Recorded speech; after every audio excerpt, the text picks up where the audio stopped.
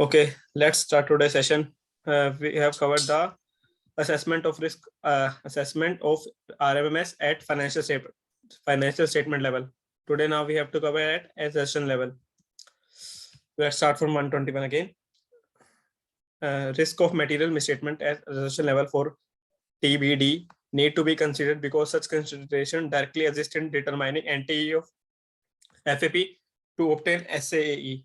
देखो अभी इसका मीनिंग देखो कि जो हम ऑडिट करते हैं, जैसे मान लो मैं तुम्हें बैलेंस शीट से चीजें चलते हैं, ये स्टैंड अलोन बैलेंस शीट है टीसीएस की। यहाँ पे जैसे मान लो हमें अब ये बैलेंस शीट मिल हमें ट्रायल बैलेंस मिला होगा वहां पे, तो सबसे पहले तो मान लो उसमें प्लांट प्रॉपर्टी इक्विपमेंट आ रहा है, तो उसकी हम एजर्शन क्या क्या चीजें चेक करेंगे, वो हम एजर्शन वाइज चेक करेंगे ना। अब पर्टिकुलर मान लो ये ईयर एंड पे हमें बैलेंस चाहिए, हमें इसका ईयर एंड पे बैलेंस चेक करना है ना कि अब ये इसका जो एंटिटी ने ये बैलेंस दी हमें, ये करेक्ट है कि नहीं, हमें इस पे वो करनी है ना। क्योंकि हम जो देखो ये ऑडिट रिपोर्ट है, इनके फाइनेंशियल स्टेटमेंट है, हमें तो इस पे देनी है ना स्टैंड अलोन। तो हमने स्टैंड अलोन खोल रखी है, स्टैंड अलोन बैलेंस शीट, तो हमें अपनी वो ओपिनियन तो इस पे देनी है कि ना हाँ ये सारी देनी हमें फाइनेंशियल स्टेटमेंट पूरी पे है, लेकिन एक उसका कंपोनेंट है यहाँ पे। तो देखो मान लो इस पे मान लो एक तरीके से कि हमें इस पे भी ओपिनियन अपनी वो देनी है कि ये इसकी वैल्यूएशन करेक्ट है, बाकी अदर फैक्टर वो सब करेक्ट है कि नहीं।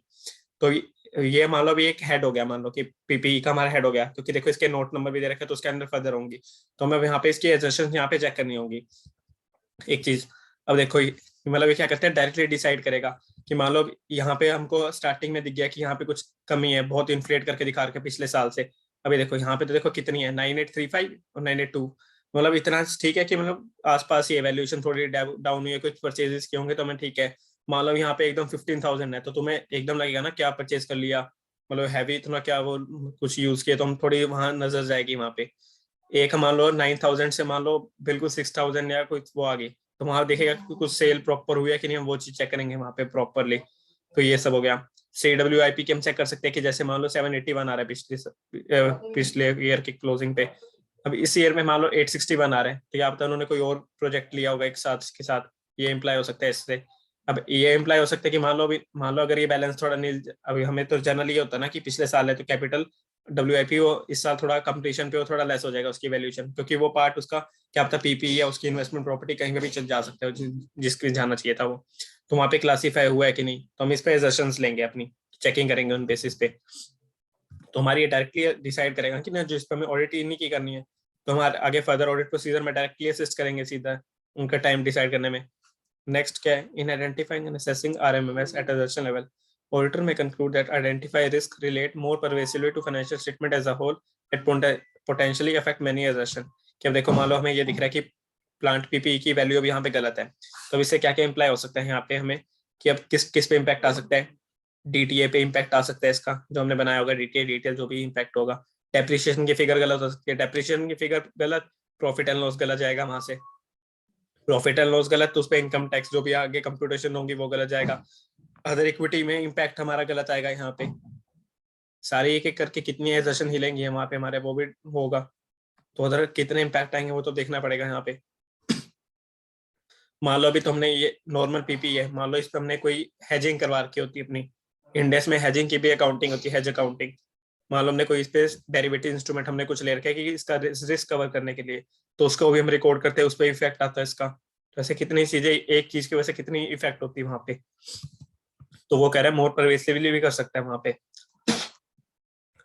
नेक्स्ट क्या है, use of assertion in representing that financial statement in accordance with the applicable AFRF management implicitly और explicitly make assertion regarding recognition. ये तो तुमने पढ़ा होगा RMDP, मतलब होता है recognition, measurement, presentation and disclosure. Recognition तो कर लिया कि मैनेजमेंट अब यहाँ पे दिखा दी कैपिटल, मान लो सीवीप बोलते हैं इसको हम, सीवीप मैनेजमेंट ने शो कर दिया अपनी बैलेंस शीट में, ठीक है, रिकॉग्नाइज कर दिया, करेक्ट। मेजरमेंट, अब इसकी जो ये मेजर करके 861 का बैलेंस ये कैसे की है इस पे ले रही है हमें। प्रेजेंटेशन जो उनकी शो करके किस क्लासिफिकेशन AFRF के अकॉर्डिंग प्रॉपरली है, क्योंकि जैसे मान लो इन्वेस्टमेंट प्रॉपर्टी है वो कहाँ जाएगी, वो नीचे जाएगी, हेल्ड एज ROUB एसेट भी हो सकती है, पीपी में भी क्लास पे उसके यूज देखना पड़ेगा, तो उसके लिए होगी प्रेजेंटेशन हम। और डिस्क्लोजर इसका जो नीचे AS अकाउंटिंग पॉलिसी में इसके नोट्स में रेफरेंस आएगा वो आ गया। तो देखो अभी इसमें फाइनेंशियल स्टेटमेंट में ये करके ना, तो हमें इन्हीं पे असर्शन अपनी चेक करनी है AFRF के अकॉर्डिंग है कि नहीं है, वो इन्हीं पे हम असर्शन चेक करेंगे कि प्रॉपर सारी क्लासीफाई ये चीज हो रही है कि नहीं हो रही। Next, assertion used by auditor to consider different types of potential misstatement that may occur fall into 3 types of categories that may take into following forms. क्या 3 types में आ सकती है? सबसे पहले देखो क्या assertion about classes of transaction and events for the period. देखो क्या लिख रखा है यहाँ पे for the period. नेक्स्ट एक बार हेडिंग देखते हैं सबकी 3 किस टाइप की है. assertion about account balances at the period end पे. और नेक्स्ट क्या है? Disclosure, presentation and disclosure. ये देखो ऊपर जो अकाउंट बैलेंसेस और वो आके पीरियड एंड उस पे एक तरीके से हमारी रिकॉग्निशन और मेजरमेंट चेक हो जाएगी. प्रेजेंटेशन और डिस्क्लोजर उन्होंने नीचे कह दिया. तुम्हारी सारी वैल्यूएशन चेक होगी जो वो फाइनेंशियल स्टेटमेंट जिस बेसिस पर उन्होंने दिखाए अपने, तो हमने सारी तरीके से चेक कर ली. ठीक है.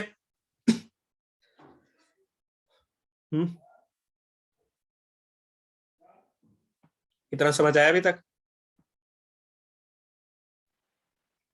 Yes yes. ओके. हाँ, अब देखो क्या था सबसे पहले classes of transaction for the yes okay. अब हम स्टार्टिंग में क्या करें? क्लासेस ऑफ ट्रांजैक्शन क्या लिख रखा है? For the period. For the period देखो हमारी स्टैंड अलोन.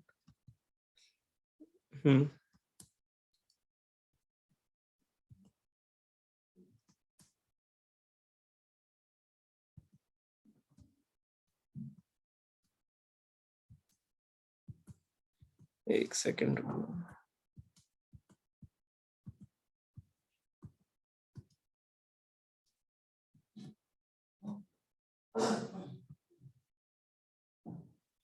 ओके चलो ठीक है. हाँ, अब चलो मेरे को तुम बताओ सबसे पहले जो हम बैलेंस शीट बनाते हैं वो किस पे बनाते हैं? फॉर द पीरियड या at the period end? At the मतलब होता है किस पे बनाते हैं? As on date. At the correct. year end. और profit and loss? For the period. Profit and loss for the sure. Yes yes. Yes yes yes. Yes correct. क्योंकि profit and loss देखो क्या रिकॉग्नाइज करा है? देखो revenue, expenses, main income, main देखो heading क्या है? इनकम और एक्सपेंस. अब एक्सपेंस होंगे वो तुम्हारे रूटीन के होंगे. क्या देखो तुम्हारे एक्सपेंस और वह पूरे देखो पूरे पीरियड के अंदर हुए होंगे ना जिसके तुम प्रॉफिट एंड लॉस बना रहे हो. जैसे ये 2021 पीरियड का है मेन, तो वो तो कंपैरेटिव है उसकी. 2021 का तुम बना रहे हो तो तुम उसमें उस पीरियड का देखोगे ना कितनी इनकम हुई है, कितना एक्सपेंस हुआ है. तो ये पूरा वो हो गया. और जो भी नीचे उसके रिलेटिव हो गए. मेन तो मैंने हेडिंग की एक बार बात कर रहा हूँ.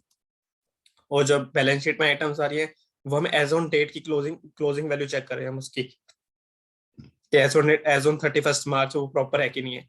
तो ये आ गया एजर्शन. क्या देखो खुद ही हो गया कि जब भी देखो याद करना हो कि क्लासेस ऑफ ट्रांजैक्शन किसके लिए? Profit and loss item. और अकाउंट बैलेंसेस किसके लिए? बैलेंस शीट आइटम्स के लिए. और प्रेजेंटेशन डिस्क्लोजर दोनों के लिए आगे जिसके भी हमें करना पड़ेगा वहां पे. तो सबसे पहले हम करते हैं प्रॉफिट एंड लॉस आइटम्स की. अब सबसे पहले क्या करना है? अकरेंस चेक करना है हमें. अकरेंस. अब क्या कह रहा है? Occurrence transaction in event that have been recorded have been occurred and pertain to entity. एक बार तुम एक्सप्लेन करते जाओ एक का, फिर मैं अपना और तुम्हें बैलेंस शीट के साथ रिलेट करूंगा उसका, मतलब जो भी फाइनेंशियल के साथ. तुम एक्सप्लेन करो अकरेंस में तुम क्या क्या चीजें चेक करोगे. Occurrence means that should be happened, means that if you have record balance sheet, that means it should be balance sheet occurred. Class of transactions na. Class of transaction और balance sheet items और profit and loss items. Oh, class of sorry, profit and loss items. Occurrence means that should be happen, like that expense should be done, that income should be received. Matlab that income should be received or that expense should be done, then it should be recorded. According to you, this much, only this much? Yes yes. Okay, Kiran.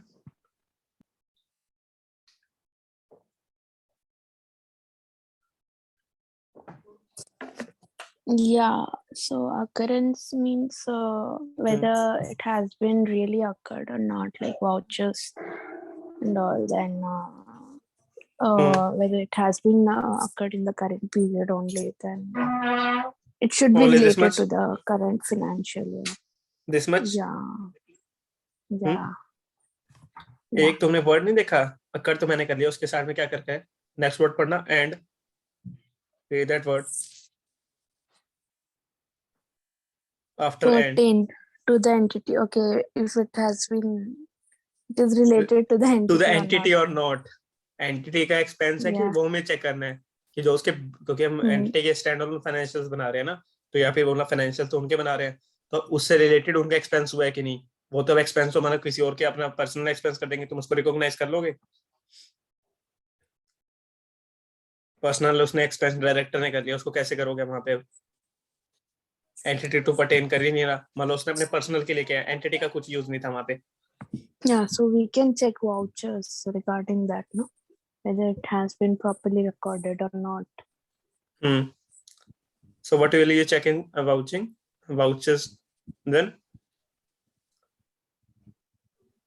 Like for a transaction between the parties. Okay. जिसके साथ हुआ है चलो उनके या फिर चलो third party है तो फिर कंफर्मेशन भी हम लोग।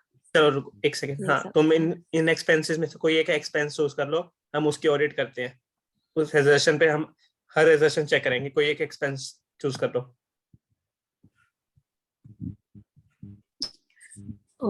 depreciation.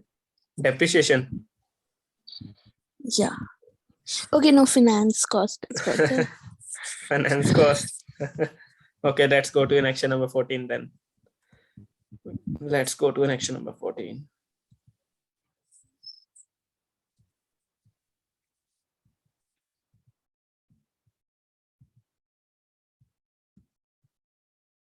Eighth, we are on 8th now. 9th, 10th, 11th, 12th, 13th. Nearby we are cost recognition, finance cost. चलो इसी की करनी है बस खाली हमें। इस पे यहाँ पे इंटरेस्ट होना, देखो किस किस पे अब, लीज लाइबिलिटी, टैक्स मैटर्स और अदर इंटरेस्ट कॉस्ट। देखो मेन हमें लीज लाइबिलिटी के हम उस पे करते हैं एक बार चेक, ठीक है। अब सबसे पहले क्या लिख रहे हैं, occurrence.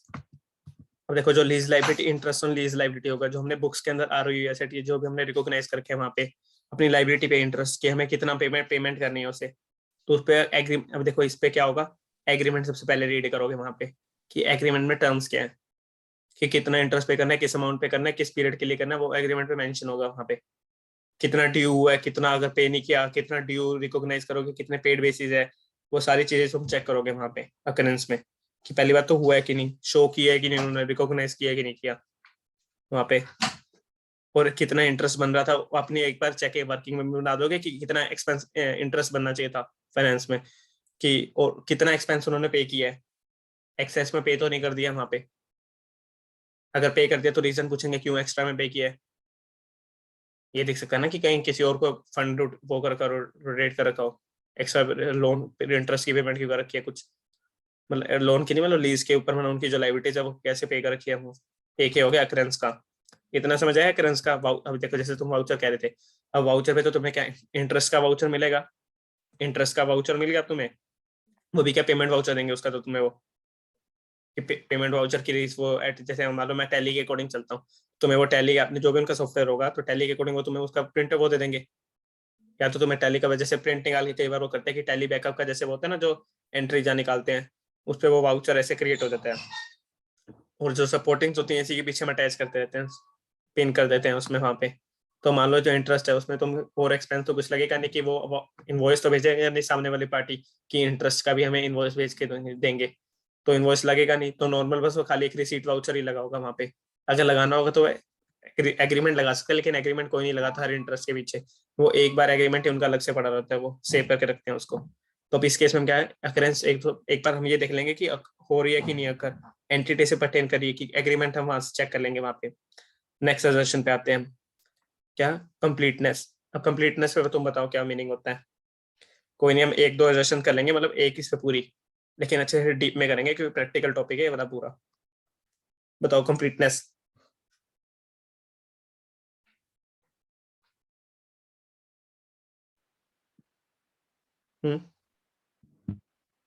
We have to say yes firstly you have to tell in completeness, whether it is recorded fully or not. It should be recorded fully or not. मतलब like if interest is of 1,000, so it should be recorded 1,000, not an 800 or not, or more than that. That's the completeness according to you. Yes, completeness. Okay, Kiran. Okay, so regarding completeness, suppose there is an asset, like suppose there is plant and machinery. So regarding plant and machinery, everything like adjustments, if there is any addition, there is some Wait. sale, then there Kiran, is some depreciation. Yeah, what we are doing? sorry, Which- sorry.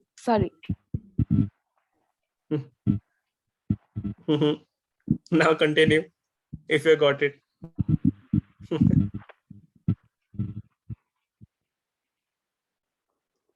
Now continue. We were doing, you said that now we have to do audit of finance cost. So what you will check in completeness in the case of finance cost, Taking place. in case of interest on erased liability, but you will check on completeness. Acha, okay, you mean we are talking only about finance cost here?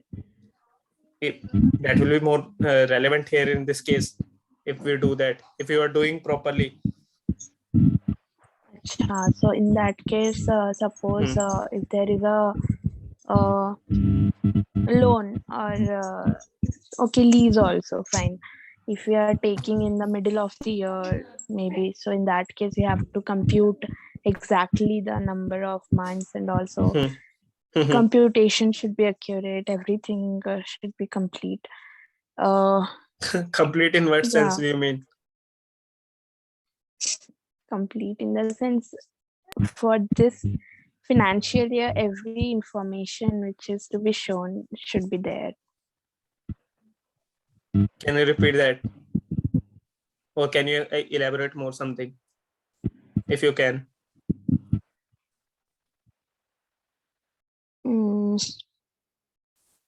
Completeness. I refer to it only like,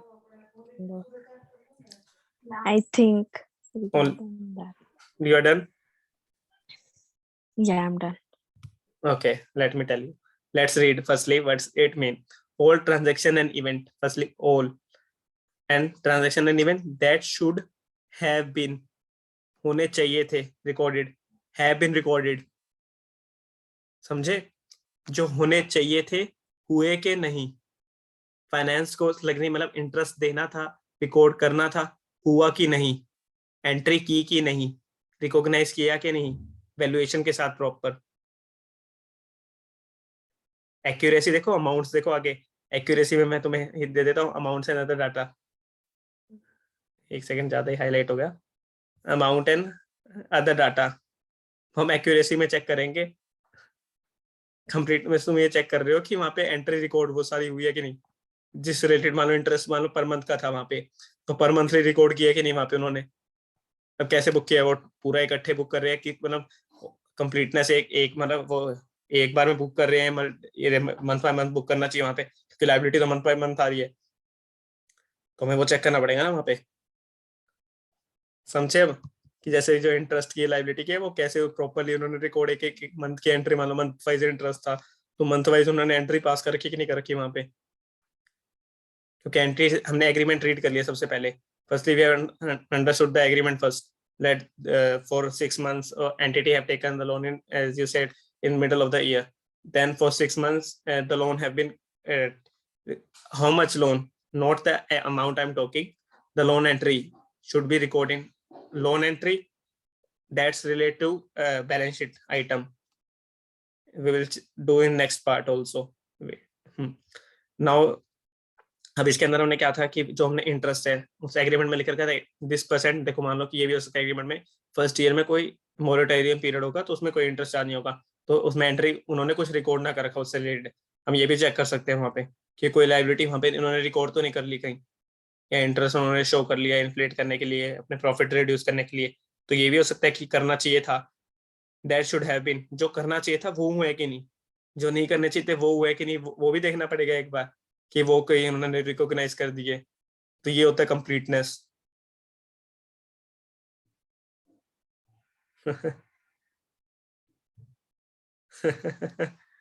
अरे कोई नहीं, ये तो अभी मैं कह रहा हूँ ये पूरे प्रैक्टिकल चीज ये वाली है. स्टार्टिंग में किसी को नहीं आता, तुम अपना बस कोई नहीं, सीखते रहो धीरे धीरे। अभी नेक्स्ट एक्यूरेसी, चलो थोड़ा बहुत हिंट मैंने पहले ही दे दिया था। Now tell me accuracy.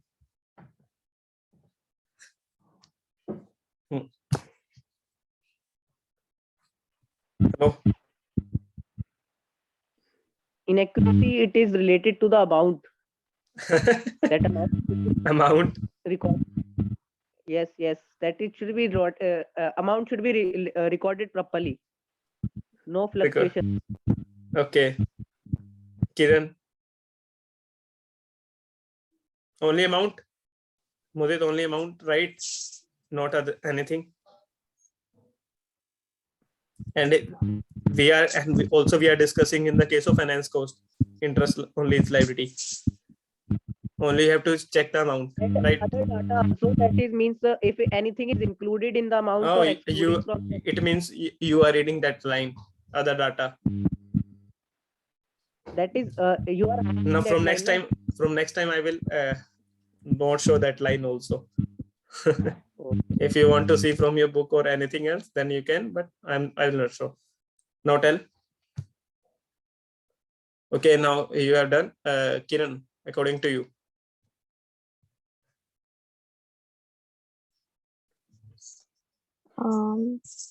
I would say the same thing mostly.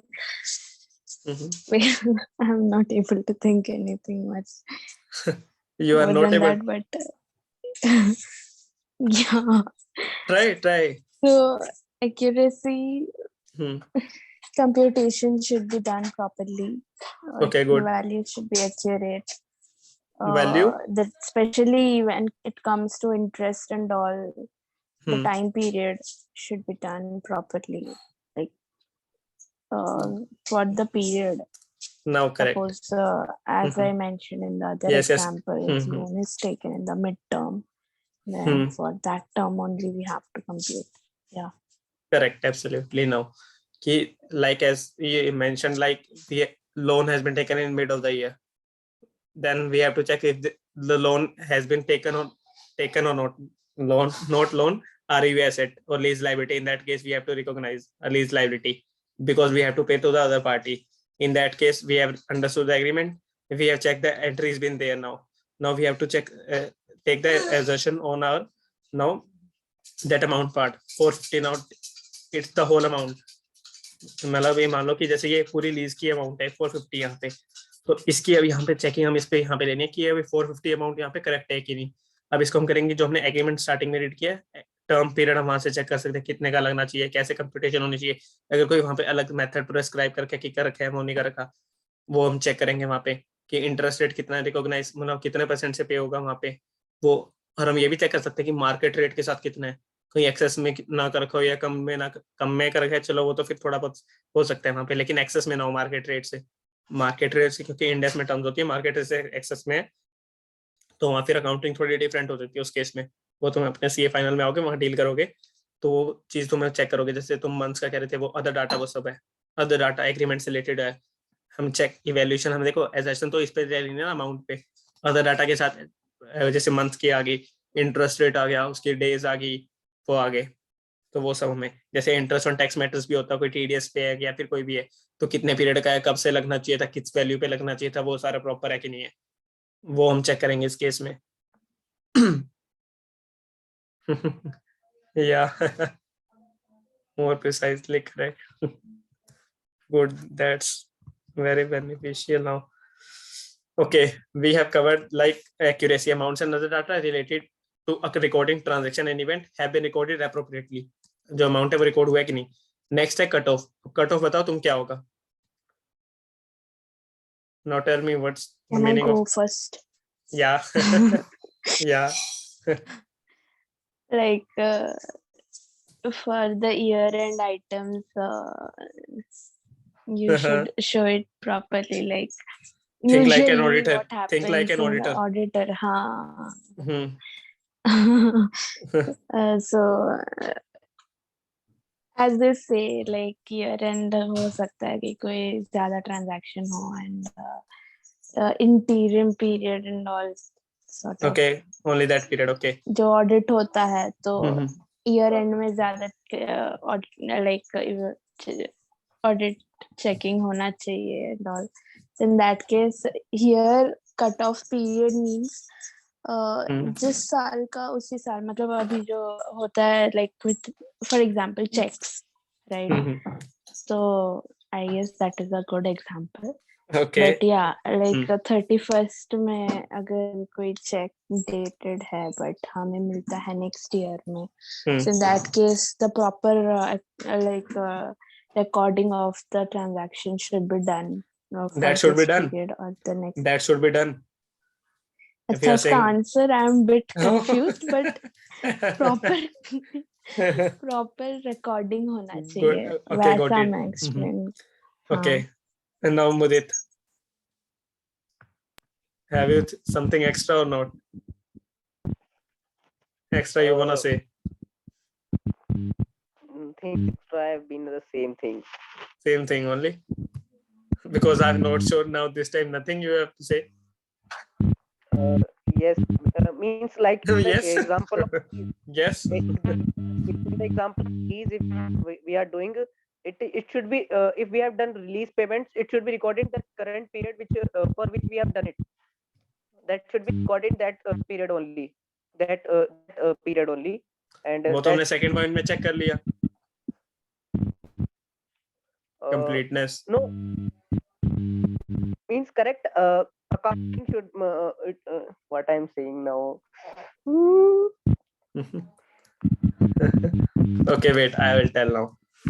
जैसे तुम कह रहे थे ना, वो भी केस था कि मान लो एंट्री रिकॉग्नाइज करके कौन से पीरियड में कर रखी है भाई, मार्च की लाइब्रेरी, मान लो जैसे कोई जून की लाइब्रेरी है, पता नहीं, वैसे कर सकते हैं, कोई एरर नहीं है कि हमने बाद में एंट्री में शो कर दिया कोई कोविड का पीरियड था, वो कर सकते हैं, कोई एरर नहीं है, लेकिन प्रॉपरली करना चाहिए. कोई एक्सेप्शन का केस हो तो ठीक है, लेकिन अकाउंटिंग तो प्रॉपर करनी पड़ेगी ना, प्रॉपर टाइम पे रिकॉग्नाइज करो, उसकी टाइमली शो करो. क्योंकि अगर मान लो ये तो चलो लीज लायबिलिटी का केस है, इंटरेस्ट तुम्हारा लेट हो सकता है, चलो उन्होंने पेमेंट कर दी होगी लेकिन रिकॉर्ड नहीं किया, वहाँ पे रिकॉर्ड थोड़ा लेट करिए, वो प्रैक्टिकली हो जाता है कि मान लो जैसे जून की एंट्री है, वो कई बार लेट इकट्ठे कोई पास कर देंगे, वो इतना फिर भी चलते हैं वहाँ पे. लेकिन जैसे था ना कि जैसे जो किरण ने कहा था कि हम 31st की ऑडिट कर रहे हैं, तो वहां तक कि जितने उस टाइम पीरियड तक के जितने होंगे वो होंगे उस पीरियड में वहाँ पे. और जैसे तुम वो कह रही थी ना, एक वो जो अकाउंटिंग वाला जैसे बाद में पेमेंट की है, मैं वहीं पे मैं ये यहाँ पे रिलेट करना चाह रहा था कि यहाँ पे अब लगना चाहिए था AS4, या अगर जैसे इंडेस है तो इंडेस 10 events after the reporting period, वो वाला यहाँ पे इंडेक्स तुमने ध्यान से इस मतलब चेक करना होता है कि कोई इवेंट अगर और हमारी फाइनेंशियल स्टेटमेंट अप्रूवल से पहले हो गया, लेकिन उसका इम्पैक्ट, उसकी कंडीशन थी वो बैलेंस शीट डेट पे एग्जिस्ट कर रही है वहाँ पे.